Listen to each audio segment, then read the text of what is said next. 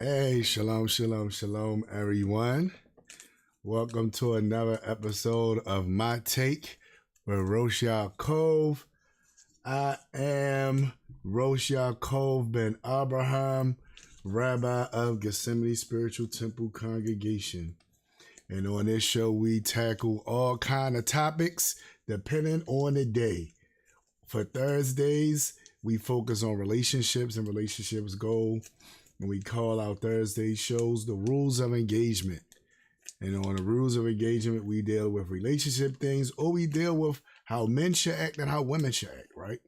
We deal with all these different things. So we tackle a lot of topics based off of stuff that happened today. I use different things from different people that I get information from. And a lot of things are also sent to me. Like the one video that we're going to focus on, the main crevice of the video was sent to me by some brothers. I hope they watching. Sent the video and I was like, let me talk about this. First, I didn't know. First, I wasn't sure I was going to talk about it. Then, of course, we saying Phylicia Rashad had said some stuff. Miss Phylicia Rashad had said some things, and I too, like many, have grown up looking up to her from the Cosby Show and others, and she does have this this aura rather of wisdom surrounding her. When she speaks, her presence commands that you pay attention. And when I seen what happened to her and how certain women treated her, now I can't say it's all of them, but when I say how certain women was upset with her, I was like, wait a minute, this tied right in with the video that the brother sent me. I said, okay, we could talk about all this at one time. Cause first I know how to react to the videos that the brother sent me. I had an idea, but this, when I seen what happened with our sister, or I can say mother, Phylicia Rashad, when I seen what happened with her, I was like, you know what? This is the problem. Our younger people don't want to listen to the elders. Disrespectful to the elders. You gonna hear the disrespect. Disrespectful to the elders. It's like, wait a minute. That's how you do? All right, because one day you're going to be an elder. And heaven forbid, there'll be some young people looking at you, talking the same mess you was talking, and then you going to say, oh, now I see. It was like a whining song. I don't know if y'all remember that song. It was like, oh, now I see is you I need, and with your help, myself, and put my hand in yours. That's an old whining song, right? Now I see. All this time I was doing this, but now I see. My Ima always point that out. She always say, oh, now you see. You was doing all this stuff, but now you see that the Almighty is who you need, right? That's how it be, though. You look at it, you be like, dang, now I understand. Like I'm gonna hear a whole bunch of old gospels. Like, you'll understand it better by and by. Now you understand. we're going to see all that. I just wanted to give us a glimpse into what we're going to be talking about tonight. We'll be talking about young women and how just some wisdom for the young women, and how some people were given catering. And that's what the video the brother sent me. Some women are catering to this idea of the young women and talking all this liberation stuff. And then we have Mother Phylicia Rashad here, who's going to be champion grace and champion righteous dress and so forth and so on. So we're going to get into it. A lot of the brothers get upset with me because they feel like I'm always on the sister's side. And I'm like, it's not about picking sides, brother. It's about nation building time. We building our nation. It's not about, oh, you picking this side, you picking that side. What side you on?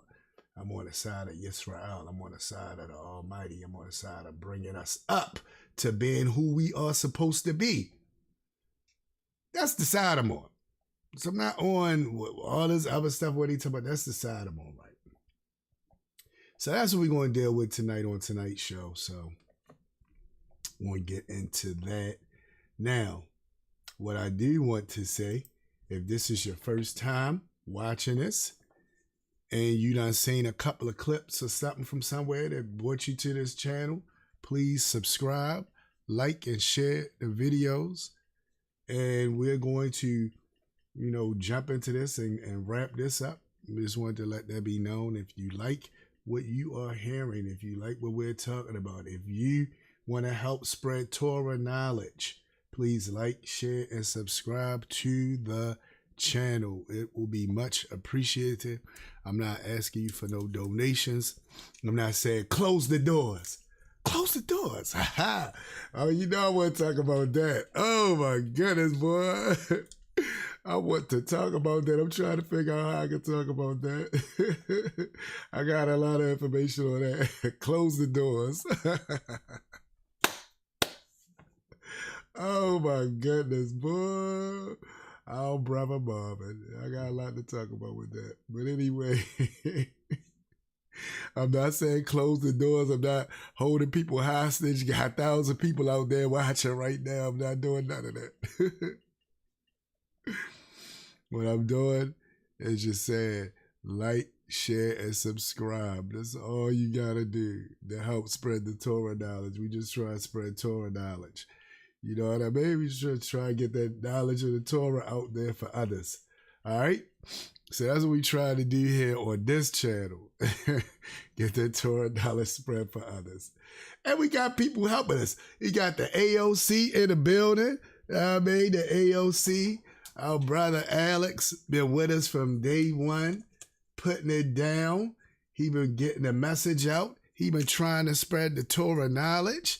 And we're really proud of him and all that he does for us and for the show and for spreading the Torah. So please support him if you can. All this information is in the description below. So in the description below, just click it open and boom, his information is right there about his clothing line, the AOC. Got new things popping. I'm waiting for the new commercial to come up so I can play that. But then we're going to, in the meanwhile, we're going to look at the old one. But before I get into him, we got another sponsor, a young lady named Sister Linda. And Sister Linda has these products and it's for your beards, right? This one right here is like, it's like a bar of soap. It got these ridges in it and you can use it. And it lathers up real good. So if you taking a shower or so forth, and you washing your hair, and then you go to do your beard, you can do the beard with it, and it lathers up real good. Let me let you know what's in it. You got shea butter, aloe vera, tea tree, jojoba oil, rosemary, and peppermint. It smells delicious. You'll smell it like, wow, this smells good. Your sister's gonna love it. I mean, it'll make your beard nice and good. And then you can follow that up with what I personally use all the time. And y'all can tell how enthused I am about this. If I don't got this joint, I'll be like, hey, sis, you gotta hook me up. Sis. I'm telling you, I'm so serious. I'm like, sis, you gotta hook me up, sis. I ran out. This is very vital to me. This is the Royal Beard Butter. The Royal Beard Butter. It is really, really vital. It's nice and creamy. It really gets into your beard. You can comb it through. It makes your beard really, really nice and manageable. And I would say check all of these products out. That's from the SGG, Simply Gorgeous Glow. Also, this is in the description below. She got all her sites that she sell all her things on. And even though I'm promoting the stuff for the brothers, she has stuff for sisters as well. One day I'm gonna have a webpage open so we can look at some of her stuff. As I say, she promotes stuff for the sisters as well, but y'all might be like, you say that, but we don't know. She promotes stuff for the sisters as well. So she got things that sisters like. She got nice lotions and body oils and all kind of things that the sisters love. She has all those things available. So please help support her, because her and brother Alex are both supporting this Torah knowledge. They try and make sure this word of the Torah get out here to you all. And I am so proud of them and all they're doing to help us move forward. So of course I gotta say, let's support them, because they are supporting us. So just want to let that be known. All right. Now with that being said and done, we'll go ahead and hear a word from one of our sponsors, which is the AOC. And then right after that, we're going to get into our program for the day.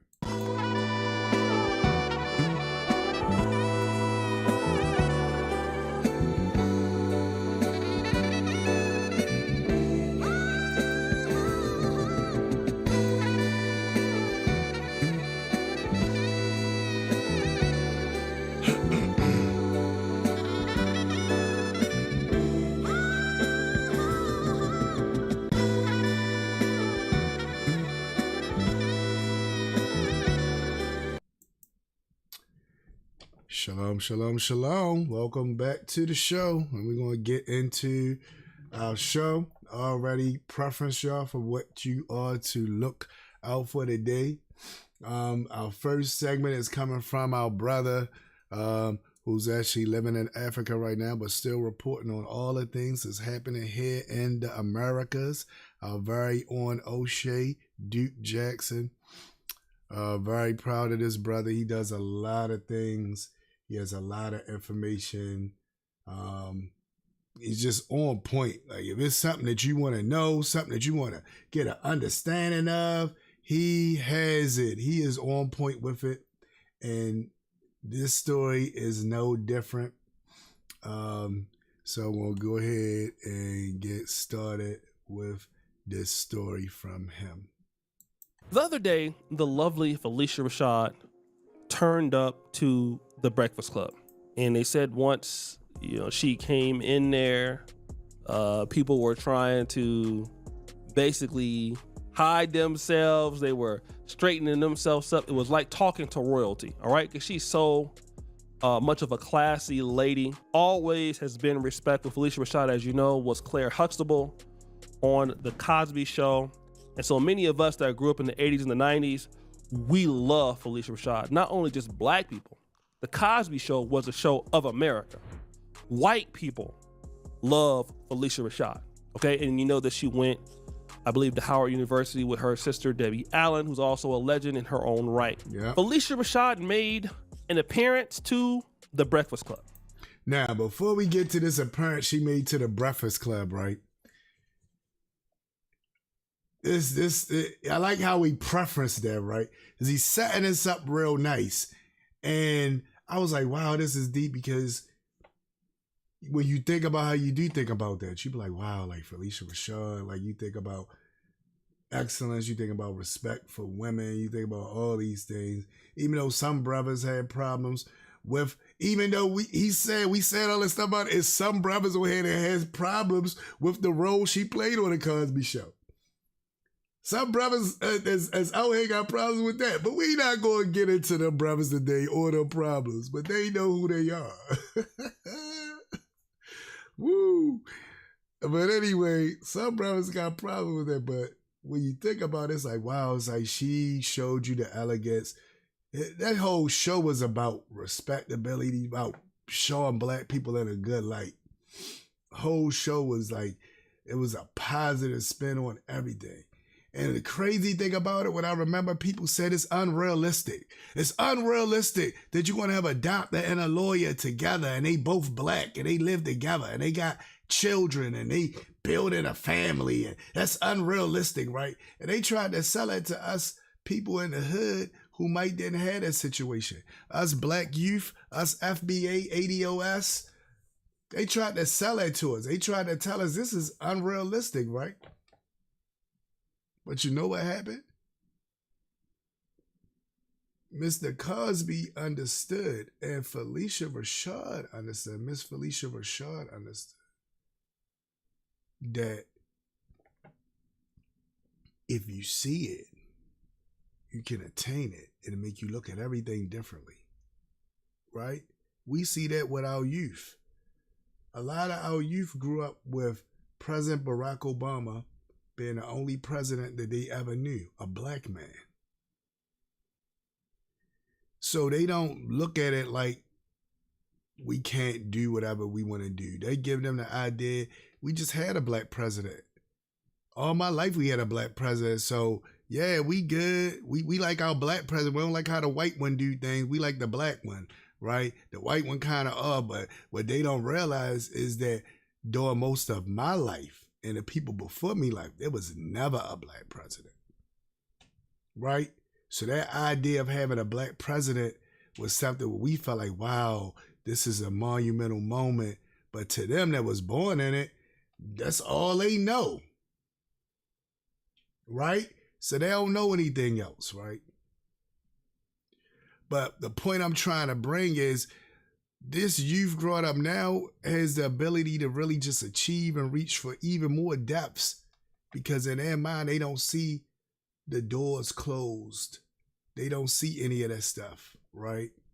They just see opportunity. We can do it, right? Because we grew up with somebody that was doing it.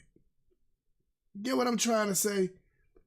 That came about because of this show and what she did, right? The show and what our mother Phylicia Rashad did, you know what I mean? What she did on this show and this show in general helped shape us and our generations that came after that, because we seen that and we felt like you can do it. I remember arguing, that's impossible. There's no black people like that. I say, it can happen. What do you mean it can happen? So you telling me a doctor can't marry a lawyer and have a family just because they black? That's impossible. That can never happen. That's what you trying to put in my mind? But I was able to see it because I seen it on a show and it went together seamlessly. So you know what started happening? You start having successful black people marrying each other and producing what we saw on TV. So nowadays, nobody black is going to say that's impossible and that can't happen, because it is possible and it is happening. You do got two professional black people that's married to each other and have families. It's happening now. Now before that, because you couldn't see it, and you seen it on a TV show, people said it's unrealistic, it's disrespectful, how dare y'all do something like that. There was a lot of opposition to the Cosby Show. A lot of opposition I remember hearing as I grew up, because they was like, this is impossible. It don't happen. But now, nobody not saying that now. Nobody not saying it's impossible. If you tell somebody that now, they be looking at you like, what you mean it's impossible? My aunt and uncle do that. What are you talking about? How that's impossible? I got family members that do that now. Well, it's not impossible no more. And the whole thing is perception. And this is what she gonna focus on, perception.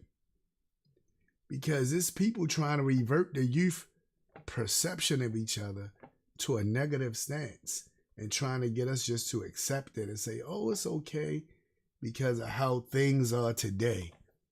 Not realizing that perception is very much valid and very important. Perception is very much valid and very important. So much so that I want us to check something out. I want us to see how people felt. It's one thing for somebody to tell you how people felt about Phylicia Rashad. It's one thing for them to tell us, oh yeah, this is how people felt about Phylicia Rashad. And it's a whole other thing for you to see it. It's one thing to hear about it. Is another thing for you to see it for yourself. So I want you to see how people felt about Phylicia Rashad. So I'm going to try to get this together. Let me see. Oh, here we go. I'm like, why can't I hear this? All right, guys. Let me even the picture up just right. There we go. All right, guys. Here we go. Phylicia Rashad. The question is often what gets me into the director's chair. With purpose, and I knew what I was looking at. I was seeing genius, and I wanted to be a part of that. I think I have to pinch myself because I really feel like I'm in a dream. She is a legend of the theater. I really just felt like she was looking right into my soul. What you think about Miss Phylicia Rashad is true. Look at how they expressing themselves about her. They not just say, oh yeah, this woman, blah, blah, blah. No, it's like you can hear it in their voice. They truly got love for her. It's this aura that she has around her. Like we're going to see Brother O'Shea going to bring it out. Brother O'Shea going to do an excellent job. Excellent job. Right? I'm prefacing all of this because you're going to hear some disparaging, crazy things in a minute. So I got to let you hear all the good stuff. Because you're going to hear some crazy stuff. For those of y'all who didn't already look at that clip from O'Shea or didn't see other people talk about this, you're going to hear some crazy things. You're going to hear some crazy things, let me tell you. To the 10th power. Her name came up as the person to approach to direct this. I still kind of don't believe it. I still don't believe why and how she said yes. To work with her is to work with someone who doesn't need to waste time gaining an actor's trust, gaining a writer's trust, because she has that walking in. The great joy is in working under the tutelage of a master actor and director. She gives every artist room to find their character themselves. It's not beyond me that I'm sitting across a giant who has literally paved so many paths for so many people and so many artists and so many Black women. Hi, I'm Phylicia Rashad. There we go. All right.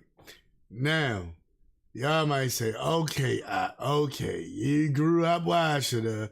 You feel inspired, this, that, about what in the world do that got to do with why we're here today? What that got to do with why we're here today? All right, well, let's get into it. I'm going to let Brother O'Shea, I'm going to bring Brother O'Shea back to the floor, to the front, and let our brother explain why we here today. Why am I bigging up our sister like this today? Let's find out. Okay. And upon going to the Breakfast Club, it is important to understand that she did not bring this question up. Charlemagne the God brought the question up. All right, so he's trying to get us to know that this wasn't her saying, I'm going to go to the Breakfast Club and I'm going to preach to young women today. It wasn't her. It wasn't in her mind, I'm going to go to this show called the Breakfast Club and preach to young women today. This is what O'Shea trying to get us to see. That wasn't on her mind. She didn't even bring the discussion up that they're going to start talking about. Charlemagne did. Charlemagne brought this up. All right, let's keep going. I'm going to say it again for those in the back. She did not bring this question up. Charlemagne, the god, brought the question up. And the question simply was this. You know, you came up in an era, Miss Rashad, where dignity and grace were everything. So do you ever look at how wild Hollywood is now and you just think to yourself, boy, y'all got it easy. Y'all wouldn't have got away with that in my day. All right, so notice he talked about dignity and grace, right? Because as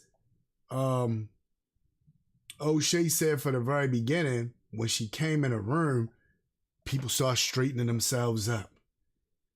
Women made sure they had their clothes together. Everybody got themselves together because they like, you know, she coming in here. We got to be ready for her, right? And he notices how everything is. So he says, well, how you look at Hollywood today, right? But she gonna say what people of that magnitude would say. This is beyond Hollywood, because Hollywood always had crazy stuff happening. It might not have been to the forefront. It might not have been out there with everybody, but it was always rumors. It was always different things going on in Hollywood, and people still presented themselves a certain way like she did. So she's going to say, I'm not worried so much about Hollywood. I'm worried about the young sisters out here that's being influenced by Hollywood. And it's now my job as an elder to say, hey, sisters, young sisters, listen to me. Let's get this together. Now watch this. Yeah, I don't even have to look at Hollywood. I could look at the way young ladies dress. Phylicia Rashad, who thought long and hard about how to attack the question, knowing that she would get a lot of scrutiny, knowing that she would go through that, decided to answer the question the best way that she knew how, even prefacing the fact that I don't want to offend anybody. I'm taken aback when I see on a college campus young women dressed in strips of clothing. But more importantly than that, no man wants his woman to be out like that. Now, what she's saying, young sisters, is true. I wish I would have pulled up that meme. It was a meme where the girl was dancing, saying, my man let me dress wear whatever I want. And she dancing, and then they show the guy like, yeah, you can wear whatever you want, because I ain't never going to take you home to meet my mama. I'm just going to have fun with you. I'm not taking you nowhere. We not going to be nothing serious or none of that. And it was like, wow. Like, what she said is true. No man really want their woman out there with their body on full display for every dude to see. That's for them to see. That's for your man. It's not for everybody. Right? She is absolutely correct about that. Let's rewind and hear her say that again. Let's rewind and hear her say that again.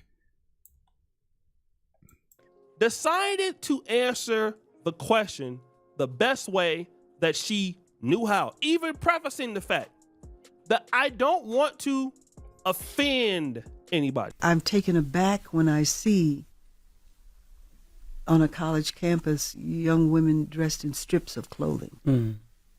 But more importantly than that, no man wants his woman to be out like that. Did she lie? Did she lie?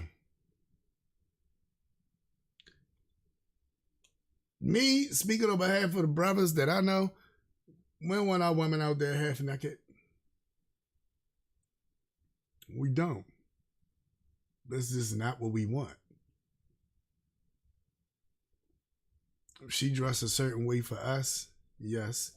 If she is dressed as classy, but she can look sexy and classy, right? For us. But we don't want her just out there with a full body on display for everybody to see. I don't know no dude that says that's cool unless he really just don't care about the woman. That's all I can tell you. I don't know no dude that say that that's okay. Right? And most of you will be in agreement with that. Well, let's see what happens. O'Shea going to let us know what happens. Let's see what happens. Now, I want to also put into perspective that some of the people, some of our TikTokers did not appreciate what Phylicia Rashad said. This young woman in particular. Why is it that anytime older women try to give game to younger women, it always circles back to being about a man? No disrespect to Phylicia Rashad. I respect that lady. I think she's beautiful. She's talented. She's everything. But she is a pick-me also. I already peeped the game when she was right. All right. For those of y'all who might don't know the young lingo, I just started learning this young lingo, right? Pick me means she just somebody is waiting to be chose. She is a derogatory term for a woman or a sister, and it is really derogatory as far as saying they just doing whatever because they want men to pick them. At least I think that's what it means. I might be saying the definition wrong. Let me find out before I put everything on it that's what that means. Let me find out. Some women might be like, that is not what pick me mean. Okay, well, what do pick me mean? Let's find out exactly what pick me means. All right, so this is from AI. AI loves to hook up stuff, right? Hopefully this will go viral because AI is involved. They work together like, oh, he's promoting me. Let me show this to everyone. I know I got a dry sense of humor. Y'all will get used to it. All right, check this out. So look at what AI says. AI says, pick me is a slang term often used as derogatory label. That's why I said it's really like a slur, right?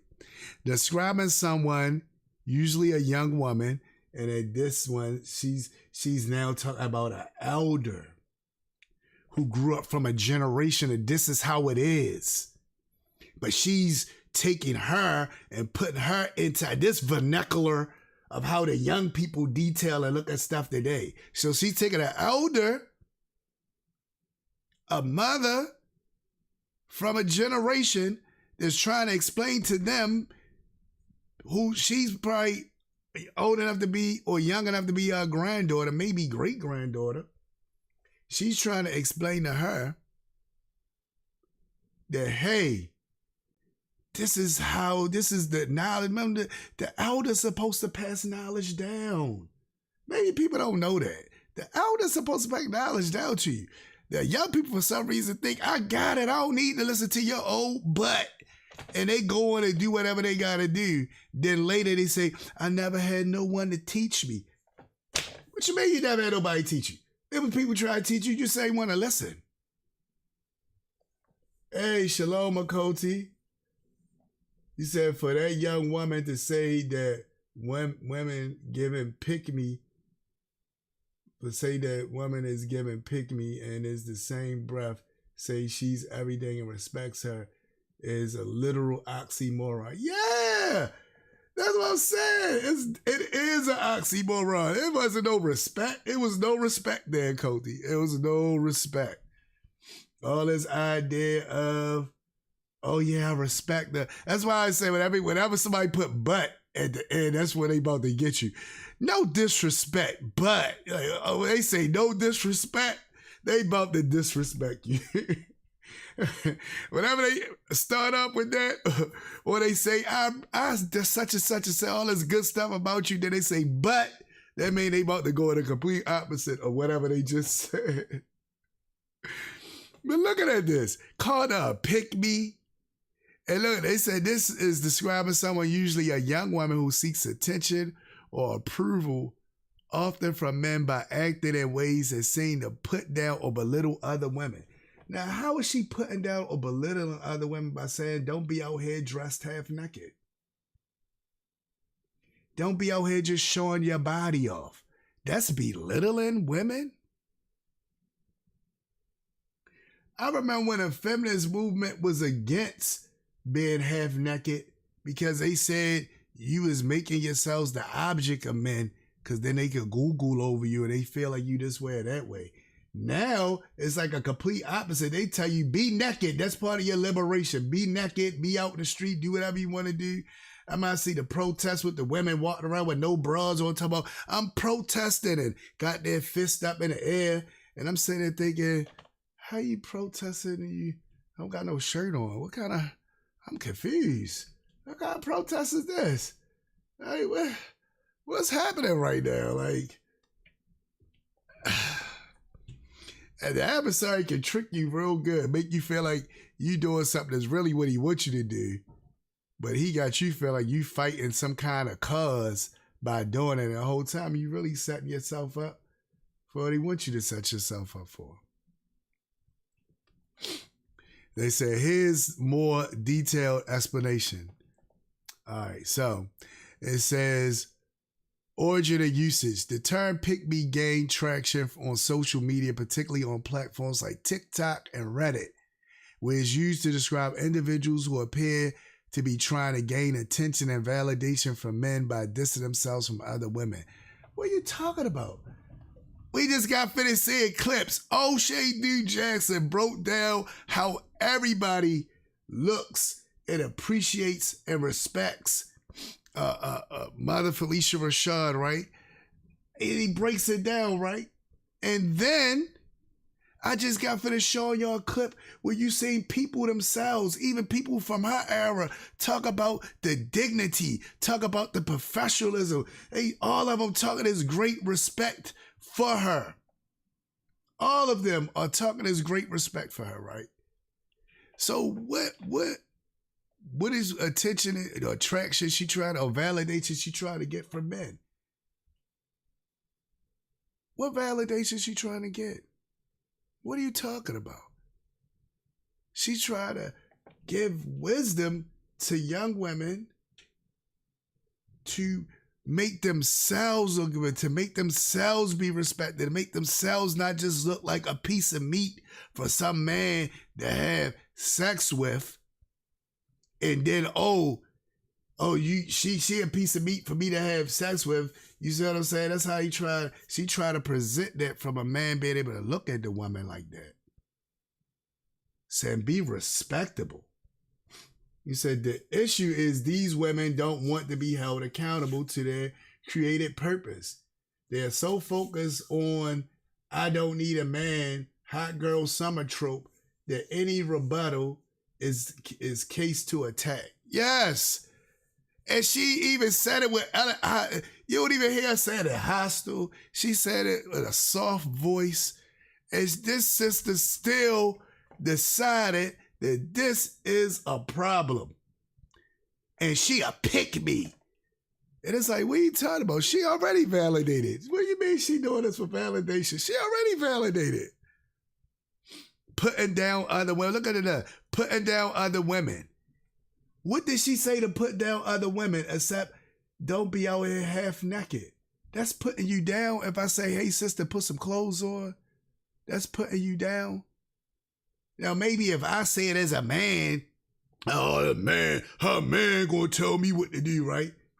He got a sister, an elder woman of our people, telling you, hey, young sisters, y'all on these college campus, and even sisters is not even in college. Don't do this. This is not really what men want. Men is not going to respect you if you just out there like that. Wear some clothes. That's attacking you? That's putting you down? What is going on? Let's see the other part. Acting not like other girls. They may try to appear unique and quirky in a way that seems to set them apart from other women, often with attention-attracting male. What are you talking about? That's what I'm saying. For her to use that term, I just was like, did she just call her a pick-me?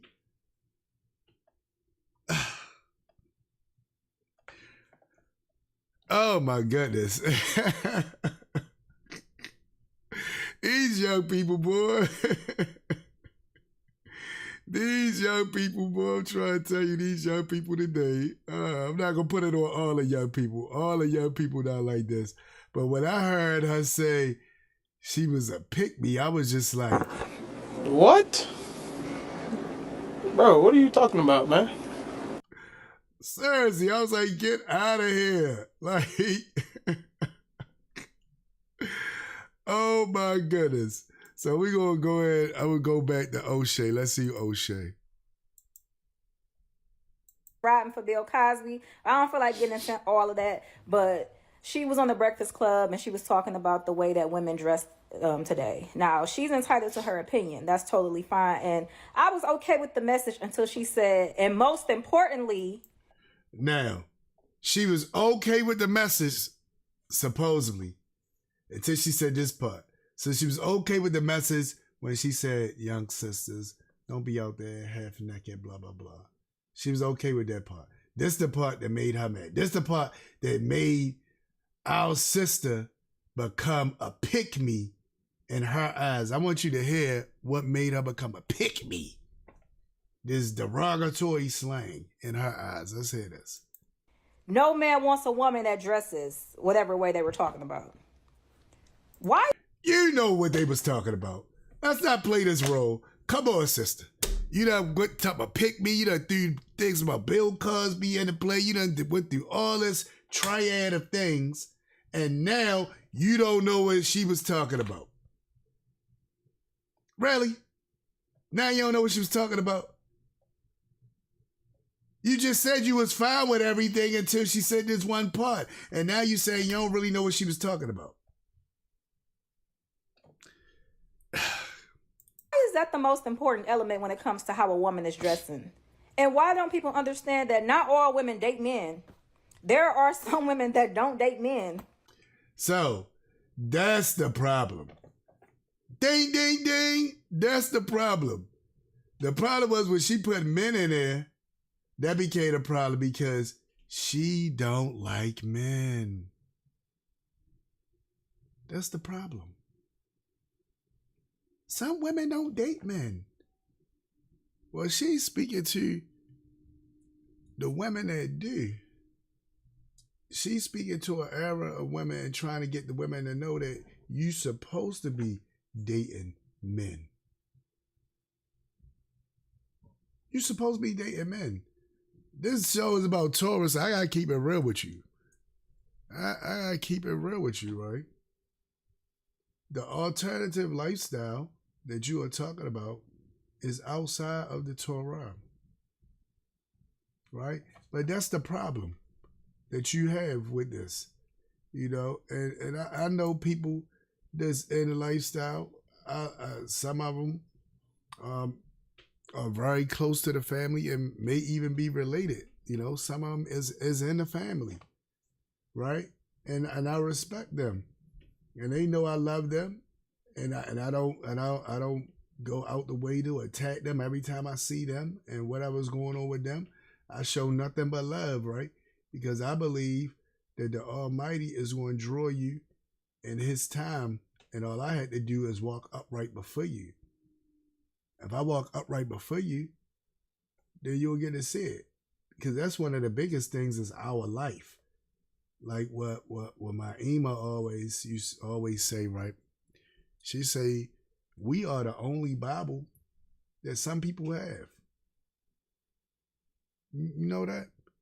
We are the only Bible that some people have. So people are watching you. That's why the Mashiach said, don't let your good be evil spoken of. Don't let your good be evil spoken of, because people are watching you. They watching you. They watching how you walk. They watching how you talk. They watching how you live. They watching your life. They see if you holding up to the bargain or the deal of the situation. How are you relating to it? Are you doing what you're supposed to do? Right? So you gotta always keep that in mind.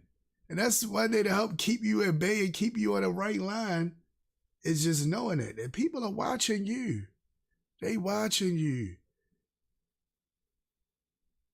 They might even test you. I'm going to see if they're going to mess up if I do this. Because some people want to be able to validate them doing wrong. So they can catch you doing something that's wrong. That validate them for being wrong. Because how you going to tell them anything? How dare you? How dare you think you're going to be able to tell them anything?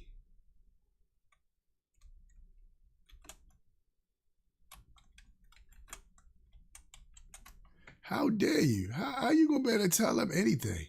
You're not going to be able to tell them nothing.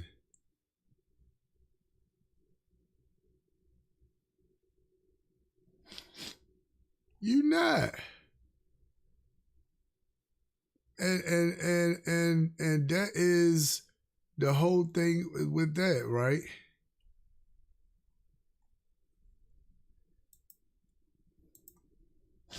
So I want to show y'all something. And I think it's coming from Romans.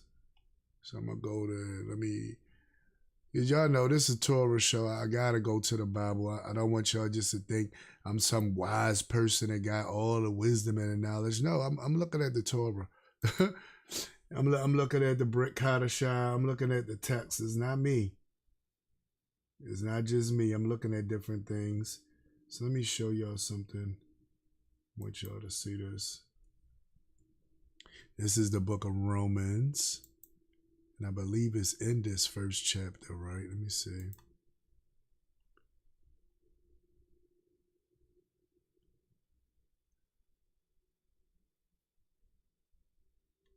Watch this. Now, I want us to see something, right? Because this is what the elders are supposed to do, right? Look at what happens. I want y'all to see this clearly.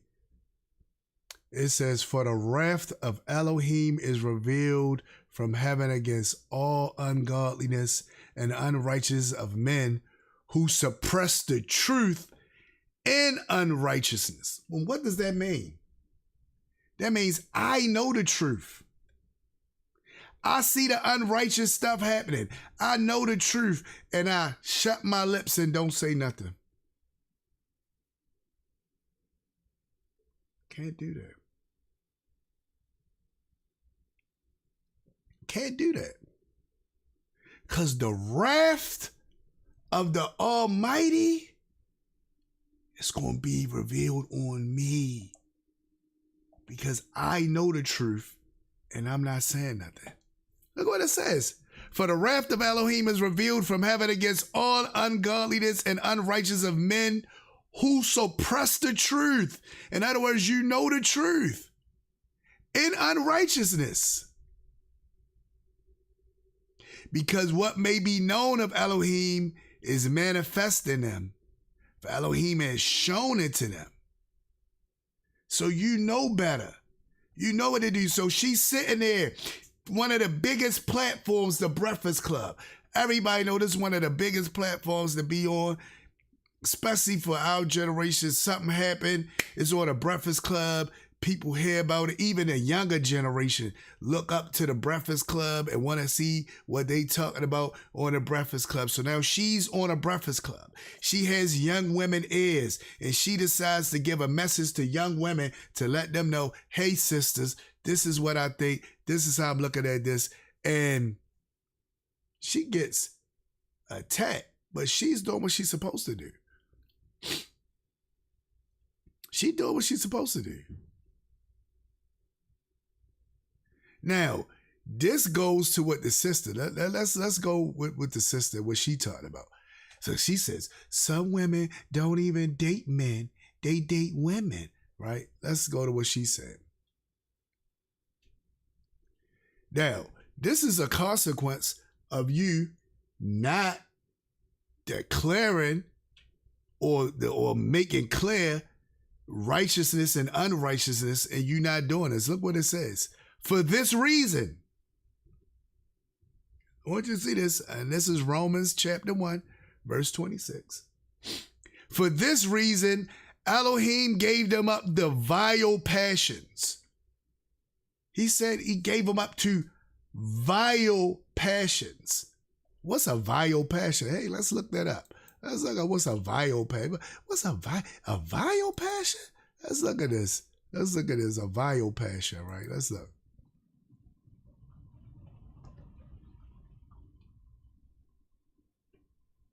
Now, they put vile passions, but right here it says passions. Let's see what this is.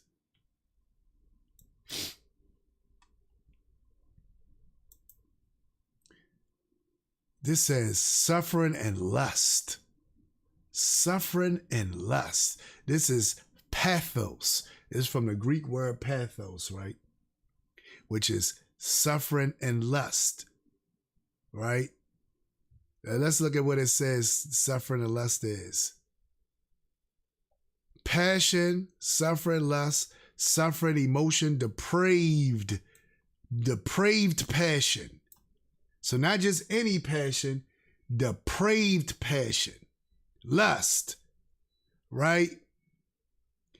It says it is derived from the word to suffer or to experience, right? Well, what kind of passion or lust are they talking about? Let's go back to the text. Let's see what they talking about. Let's go. I'm almost scroll down. Well, no, I'm right here.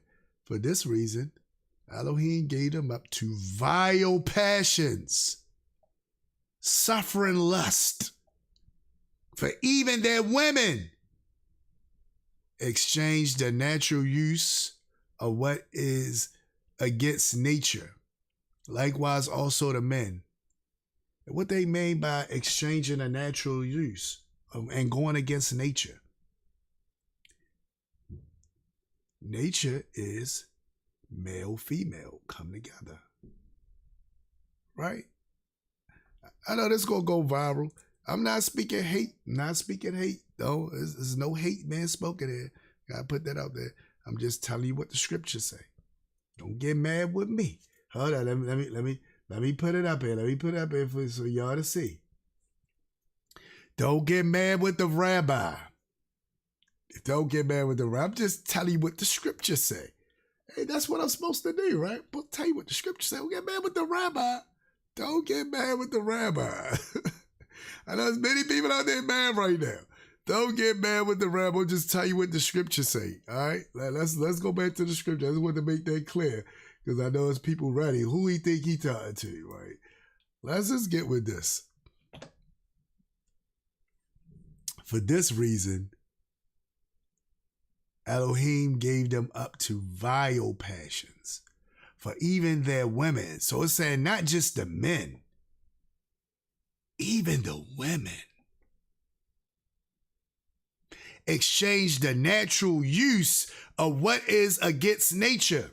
Even the women, like this sister, and what she's saying. Let's pay attention. Likewise, also the men, leaving the natural use of the woman, burned in their lust for one another, men committing with men what is shameful, and receiving in themselves the penalty of their error, which is due. You see what's happening right here? This is speaking against the very lifestyle that she's talking about. It's saying that it's against nature. Not me saying it. Hey, I'm just reading the text. Just read the text. Don't get mad with the rabbi. Just read the text, right?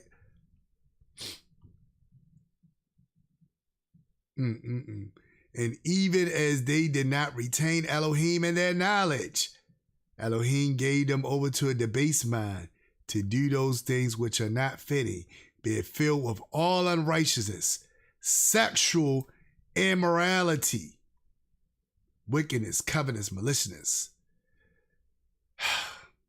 The list goes on, right? So just want to preference what I'm saying here. Again, don't attack the rabbi, right? It's not me. It's not me. I'm just telling you what to say. And I want to preference everything because the sisters talking bold. She said things that she want to say. Called our sister a pick me. Let's see what else she got to say. I respect that lady. I think she's beautiful. She's talented. She's everything. But she is a pick me also. See? They always put the butt. They say all that good stuff, but are they about to get you? I already peeped the game when she was riding for Bill Cosby. I don't feel like getting into all of that, but she was on the Breakfast Club and she was talking about the way that women dress today. Now, she's entitled to her opinion. That's totally fine. And I was okay with the message until she said, and most importantly, no man wants a woman that dresses whatever way they were talking about. Why is that? I guess she know what they was talking about, but let's keep going. That's the most important element when it comes to how a woman is dressing. And why don't people understand that not all women date men? There are some women that don't date men. There are a lot of women out here that have opted out of dating entirely and don't care about what a man want to see her in. Why does everything older women say always have to go back to a man? I don't. Because, sister, they trying to prepare y'all to keep the nation going. The nation not going to keep going if men and women don't get together. The nation not going to keep going if men and women don't get together. If men and women don't get together, just be men with men and women with women and women celibate, not being with nobody and men the same. Guess what? The nation starts dying out. The population goes down. These ideas that y'all talking is all about population growth and being able to manipulate it.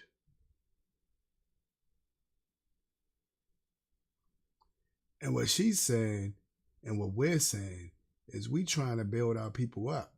We try to get them in line with the Torah, trying to build them up. So this is very important.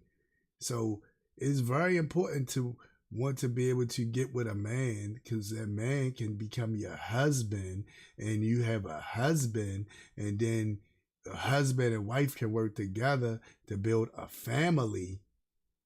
And then they can teach the next generation and so forth and so on, so the nation will build. But without that, the nation is stagnated or is in a decline. And of course, this is scripture. Scripture says that. That's the first scripture. I mean, the first law is for the male and female to come together and reproduce. That's the first law.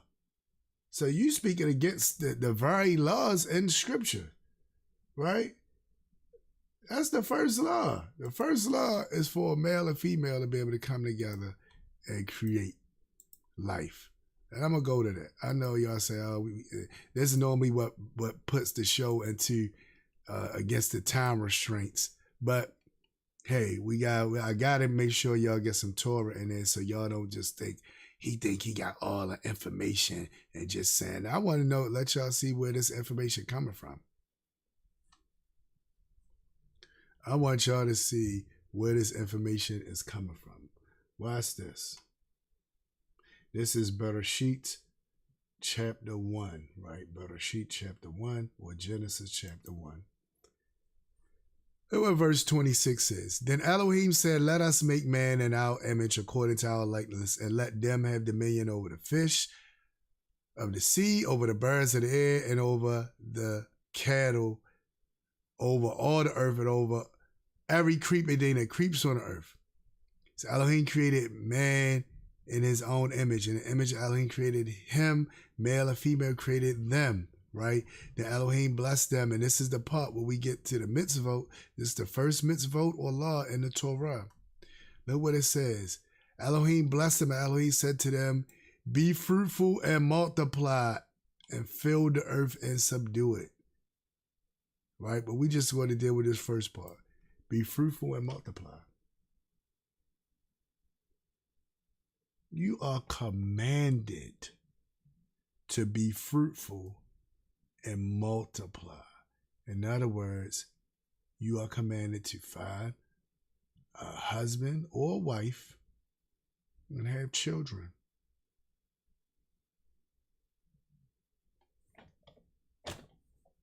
That's a commandment. Now, of course, we've seen even in the Bible sometimes it's be hard for people to do this, right? So that's why sometimes some people will adopt, some people will do other things to try to support this idea. But the whole thing behind it is showing you that the man and a woman is supposed to come together. Not supposed to be doing the opposite. Or two alikes are joined together and nothing's going to come out of that. It got to be in a situation where something can come out of that. Even if for some reason wombs and stuff are closed. The idea is that you're in a relationship with the opposite.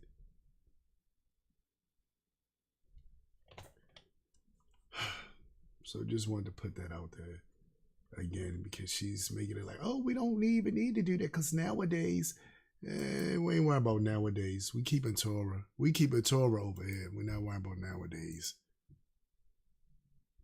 I don't understand that. They need to reprogram their minds.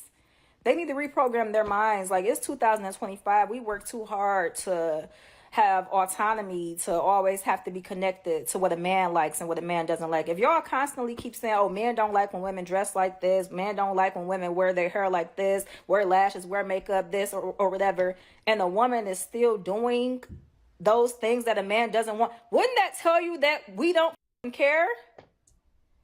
Coco and Ice-T, she dressed however.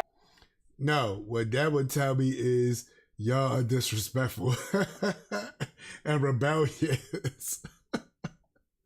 That's what that tell me. Y'all rebellious. That's what that would tell me. That would not tell me that y'all don't care. Yeah, let me know you don't care, but also let me know you rebellious. That's what let me know. I'm sorry.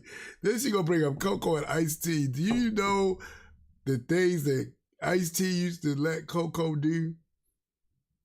Number one, do you know that Ice-T back in the day was a PIMP? A real one? Did you know that?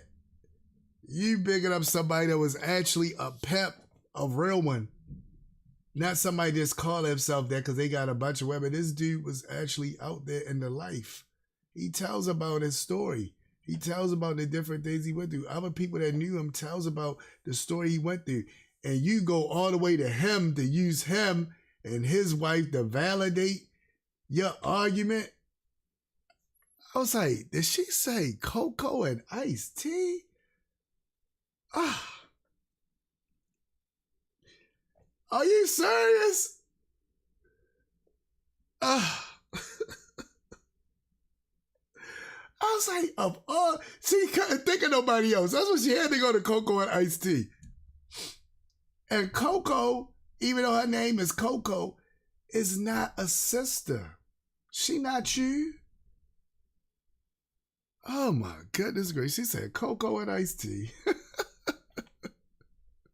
Whatever she wants to dress, she do whatever she want to do. And he's been married to her for how long? Oh my, you don't even understand what you saying right now, sister. Do you know do you know the stories people used to say about them? Are you serious right now? I'm not gonna besmirch, if that's a word. I think that's a word. I'm not going to disperse our brother character and what he does with his wife, even though people has been going on saying different things. I'm just going to say, come on, sis. Come on, sis. Really? Did you say Coco? Did you really? Oh my goodness. Oh my goodness. Anyway. All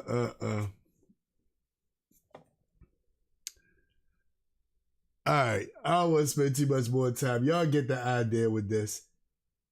I could go on and on with this video, but this is not the case. I want to get to the video that the brother sent me so we can see what this how this issue affects us. O'Shea gonna go in. If y'all want to see somebody really go in on this sister, watch this video. O'Shea is going to go in. O'Shea is going to go. I got the video in the description down below. I'm going to stop it right here. O'Shea is going to go in on his sister. He's going to go in. He's going to give it all to her. When she said Coco and Ice Tea, those of y'all who from my generation, y'all know. Like, that is a worst example you can use ever. Please don't ever use. If any sisters out there ever use this argument, you are going to lose because you don't even know the stats of their relationship. You don't even understand the different things when they went on shows and different stuff that I'm not even gonna go there. It says she believes, she's one of them that will beg a man to be her covering, as the word says, deluded mindset. Just because you suffer from lack of reality doesn't mean we all do. Abba, help us. Exactly, Akoti, exactly. And that's what O'Shea gonna say. O'Shea gonna give it to her. What you just said right there, Akoti, what you just said right there, O'Shea is gonna give it to her with that even more. O'Shea is gonna give it to her. So I promise y'all, if y'all want to see a perfect response to this, that's why I like O'Shea. If y'all want to see a perfect response to this, look at the rest of the celebrity junk featuring O'Shea Duke Jackson. Video is in the description below. He's going to go in on this young lady about this. But this brings us to what the other part I want us to focus on, which is this. Oh man, when y'all see this, y'all gonna be like, oh my goodness. When y'all see this. Some of y'all might have seen this. This came across, because even after the brother sent it to me, and then I didn't save it at the time, it came across my feed. I said, this is the video that they sent to me. Good. I said, Dad, because when they sent it to me, I said, what's this? I said, it's a player. So I didn't know what I was looking at. And then I say the brother's like, you gotta check this out. And I said, whoa. Okay, all right, brothers, I got you. So watch this. Where is it at? Let me pull it up. Nope, wrong one.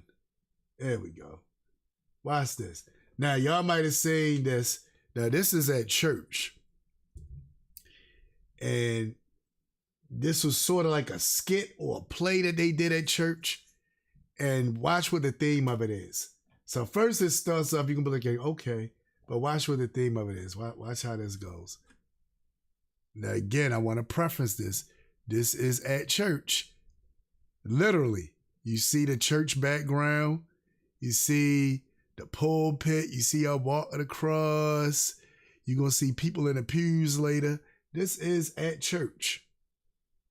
Where do you think you're going? This is the Lord's house. All right, let me rewind it because it's kind of low. And I got to turn the volume up. I want y'all to really be able to hear what they're going to be saying.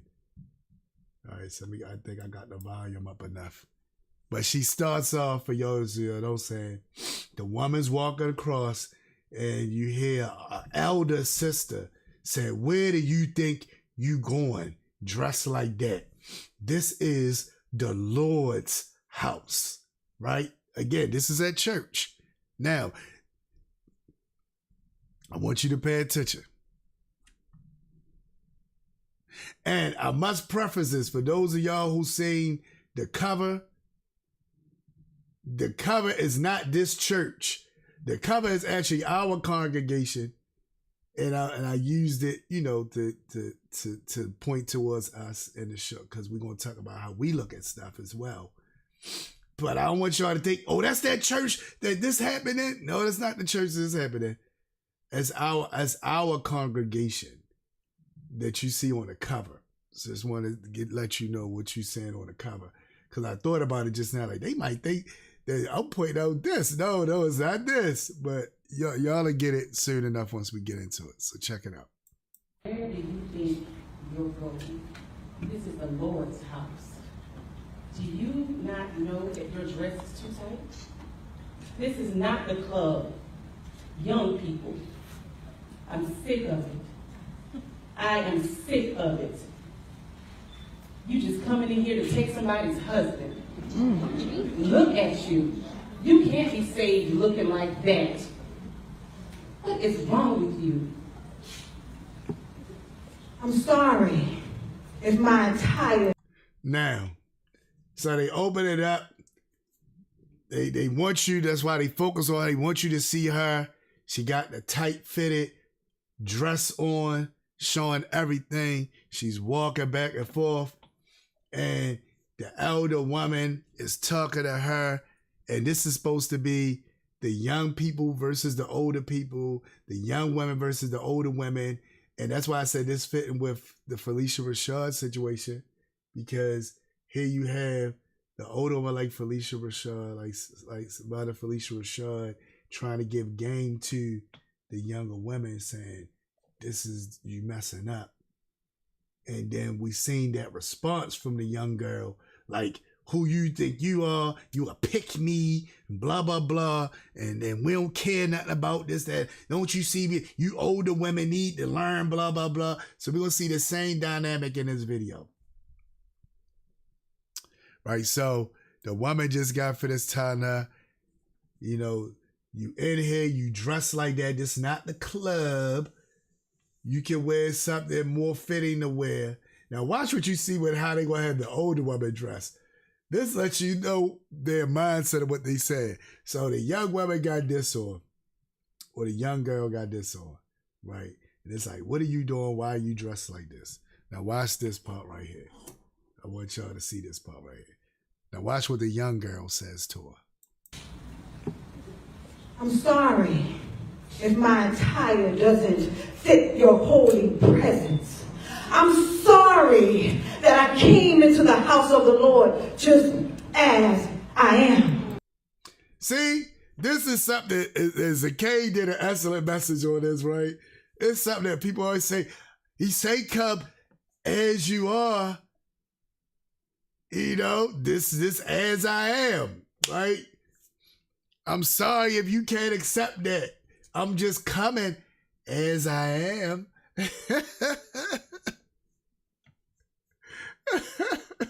It's like, wait a minute. You know, all she said was, hey, sister. You know, she did throw some shade at her. You know, added some extra stuff. And this is really, I don't know if this is a women's service or whatever, but you hear the women in the audience like, oh, you're going to hear all that kind of stuff in the background. I got this video in the description. I know I'm not going to be able to go through all of it. It's rather lengthy, but I am going to point out different things here and there as we go through it. But the whole idea is coming just as you are don't mean you stay as you are. Coming just as you are don't mean you stay as you are. What do I mean by that? We got young men out here that call themselves YNs. I know y'all done heard this term. It's a real stupid term because all they doing is saying young N-word. That's what they calling themselves, but they say YN because they feel like it's accepted because they not actually saying the N-word, but it's implied. So they call themselves YN, and they wear these ski masks, right? They had a ski mask over their face. They can lift it up over their nose. All you can see is their eyes. They walk around wearing this stuff. Now, if the brother came into a congregation like that with his mask on, just as he is, right? The first time he come in, we would talk to the brother, say, hey, brother, you know, this code, blah, blah, blah. I understand you coming from the streets, so forth and so on, but you can't be that way in the house of the Almighty. You got to come in there in a way where it's uplifted to him and give him a different perspective on it. So maybe after the second time, he might still do it. But then if we talk to him again by the time the third or the fourth time come to him, right? He going to know, like, you know what? No, this not being respectful. What am I doing? You see what I'm saying?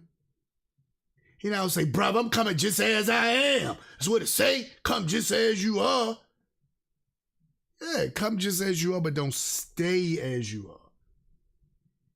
Coming just as you are mean don't try to get yourself right before you get there. Get there and then get yourself right. That's what that means. But we take it to make it mean we can just do whatever we want to do because we just being who we are. Even in this. So she throws it out there. I'm sorry if you can't accept me. I'm just coming just as I am. Now watch how the women going to be reacting to what she says. Watch this. I'm sorry that my dress offends you, but you see, I've only been saved 3 months. I gave my life to the Lord wholeheartedly 3 months, and this is the... All right, so like the volume went up too. It was low a little bit now. I see it jumping. I'm going to pull it down a little bit. So she says, I only been saved for 3 months.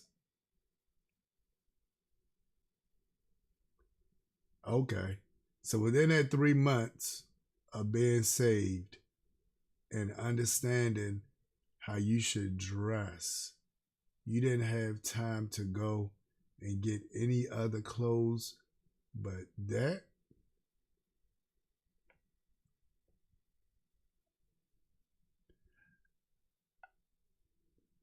I know sisters that every time they about to go on a vacation somewhere, gotta go shopping and buy new clothes just to go out of town.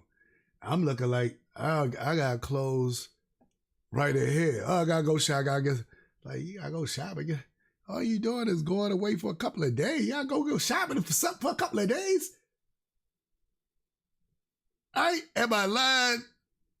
I will put a Coty on the spot, but I'm quite sure before she went on her journey where she is, I'm quite sure she said, I gotta get something for the occasion. I gotta. Brothers don't think like that. Men is like, okay, I'm good, whatever. For the most part. We gonna pack whatever we got. But sisters, gotta get your hair done. Gotta get your nails. Gotta make sure you got this. Make sure you got that. Right? Am I tripping? So you telling me you had 3 months of coming to service, and now this your 3rd month, and you still coming just as you are?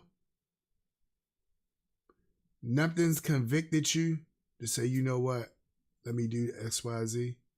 Not saying you gotta be totally this way or that way, but there's certain ways that you know, okay, I probably shouldn't be like this. I probably shouldn't do this. But hey, I'm gonna let the sister finish. Closest thing I had to wear that can compare to your holiness. I'm sorry. I know y'all like, why you keep pausing it? Did you hear what she said? This is the closest thing she got to wear that compares to their holiness. So that means she got some real skin. If that's the closest thing she got that compared to their holiness, that means on a regular day she is out there. If that's the closest thing she got, I'm sorry.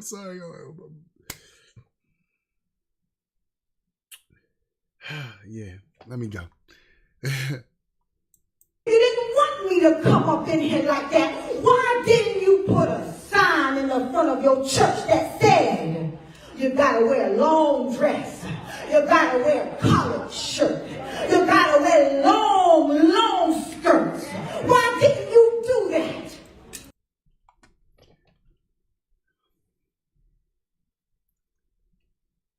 The Bible already says that.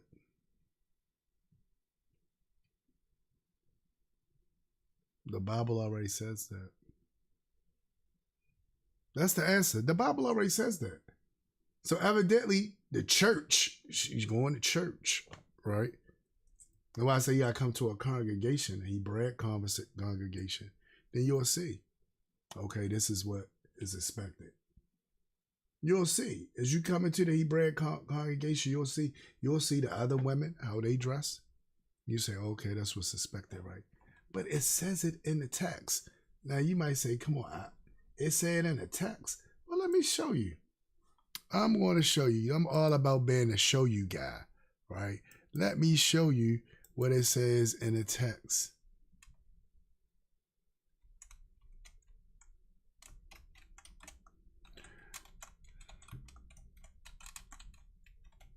Let me show you what it says in the text.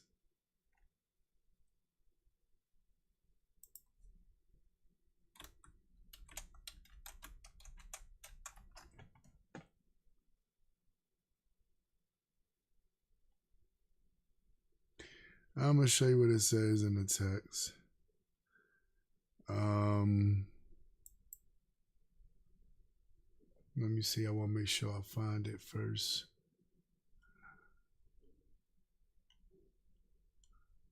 I think it's at 1 Corinthians. 1 Corinthians.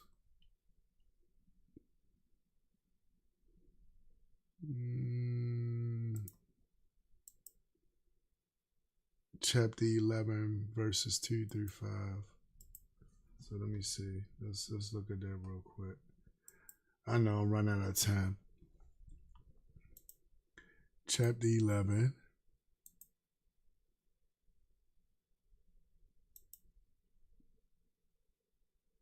I said, let's talk about the head cover and all that stuff, right?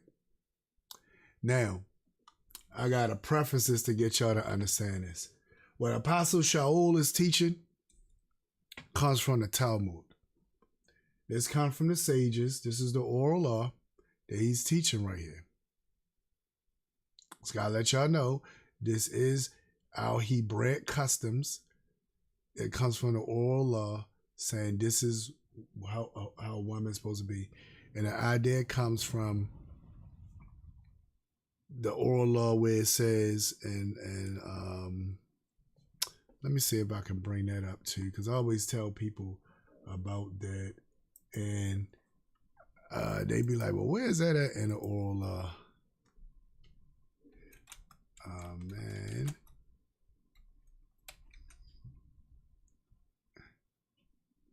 Can see his wife's hair before he prays.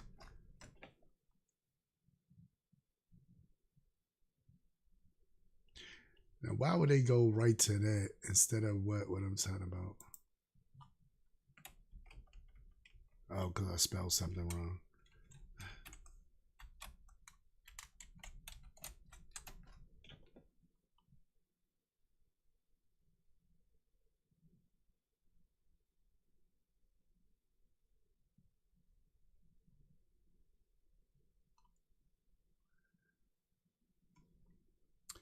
It's not telling me the excerpt that is in. Man. I'm sorry, guys.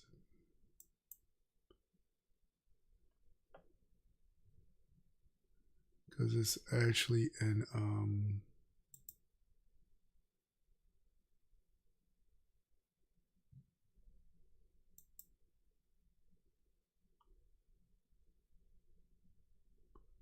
let me come out of that.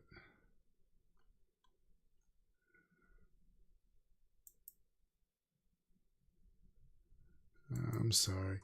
I hate all the dead air, so I don't want to keep the dead air up. I wanted to be able to show you exactly where it says it, because I often bring it up, and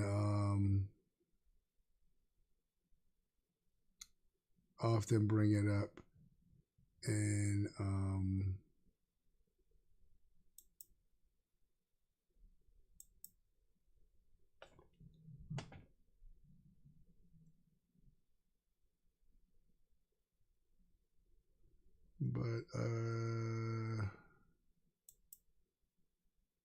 it's dealing with when a woman prays.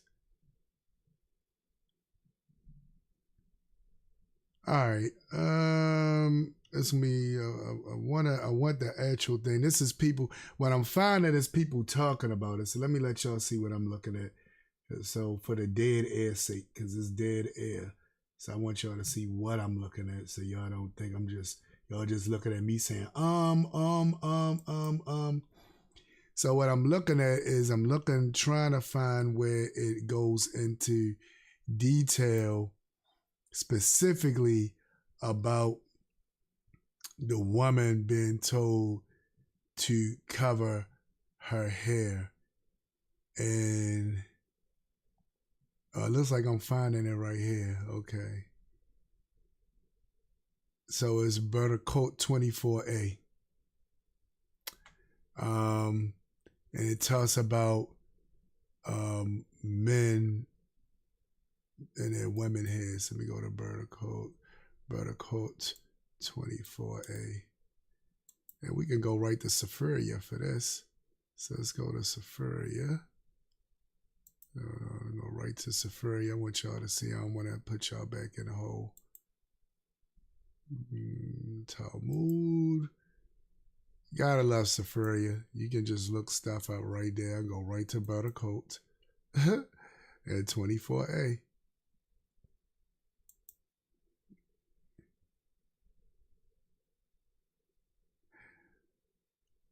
All right, let me see. So this is dealing with different things. I want to go straight to what I'm talking about. It talks a lot about the women, but I want to deal with the actual verse. Let's talk about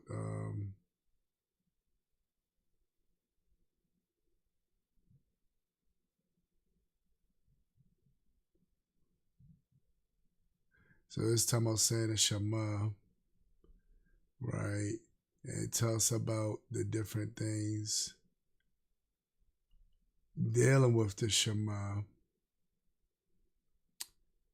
And it's a part in there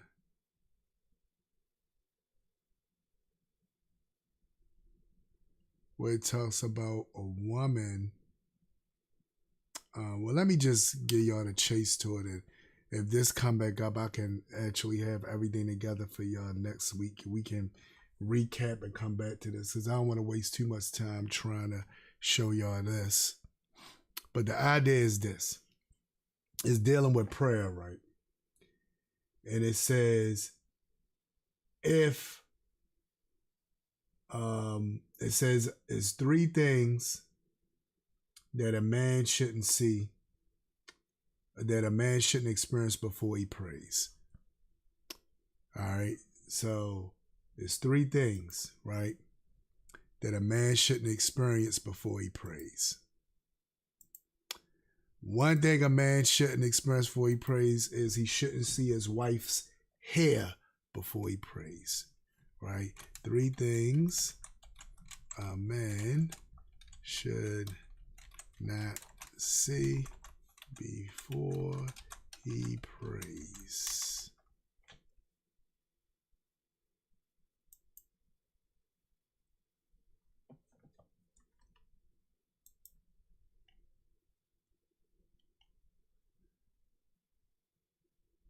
All right.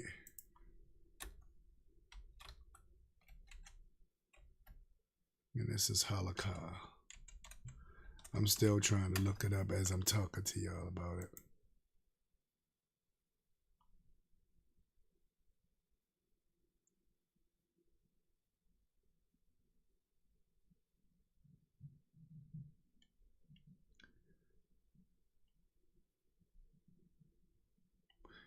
All right, so it's three things a man should not see before he prays.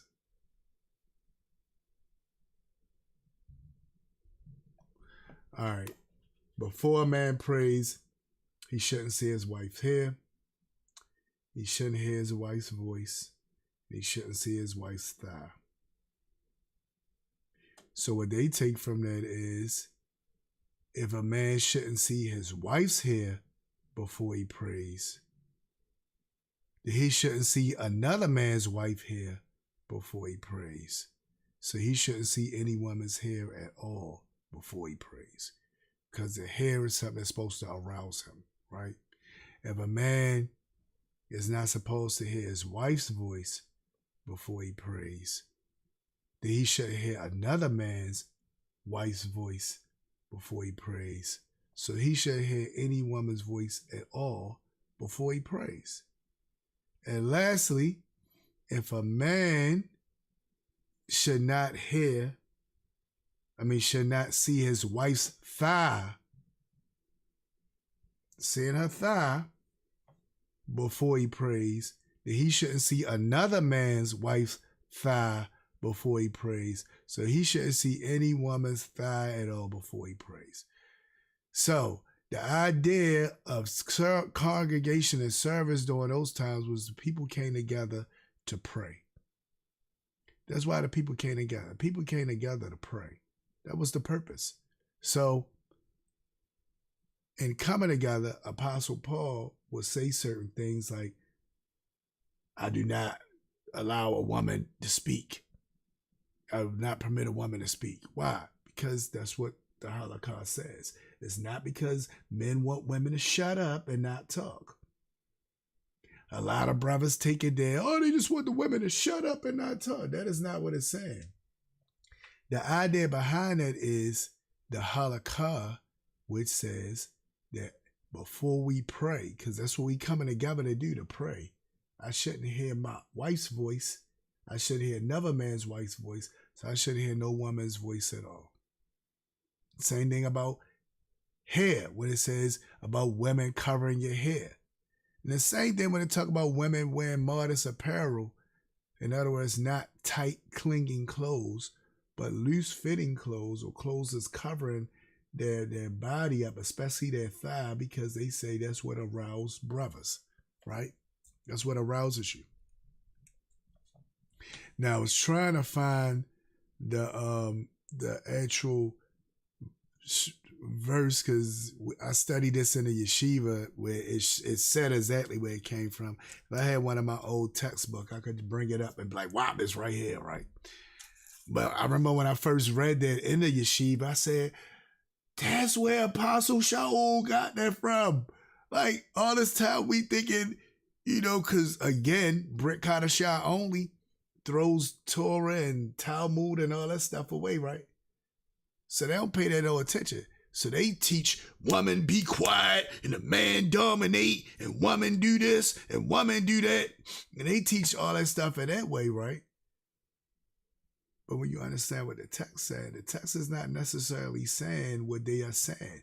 What the text is saying is based off of this understanding that we're coming together to pray. And we need to be able to have our minds focused and centered on prayer.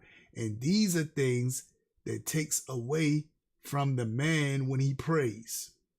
So these are things that can't happen. So we can't have the woman with her nice, beautiful hair out, just showing her hair, looking all beautiful. No, you got to cover that up. Right? Can't have a voice sounding succulent or whatever it is, or passionate or whatever. No, shh. Right?